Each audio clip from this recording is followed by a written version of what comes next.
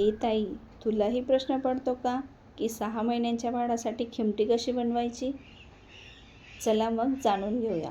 Maugham सिरीजमध्ये तुम्हा सर्वांचं स्वागत आहे आणि आजचा विषय खूप खास आहे. नंबर 1, खिमटी बनवण्यासाठी तांदूळ आणि मूग डाळ समान प्रमाणात घ्या. नंबर 2, तांदूळ आणि मूग डाळ स्वच्छ धुवून सावलीत वाळवून घ्या. नंबर 3, त्यानंतर ते हलके भाजून मिक्सरमध्ये बारीक पावडर करून घ्या आणि नंतर ते गाळून घ्या. नंबर 4, एका भांड्यात 1 चमचा खिमटीची पावडर आणि 1 कप पाणी घाला. नंबर 5, गुठळ्या होणार नाहीत याची काळजी घेत सतत ढवळत शिजवा. नंबर 6, 5 ते 7 मिनिटांमध्ये खिमटी मऊ आणि पातळ तयार होईल. नंबर 7, सुरुवातीला मीठ, साखर किंवा मसाले घालू नका.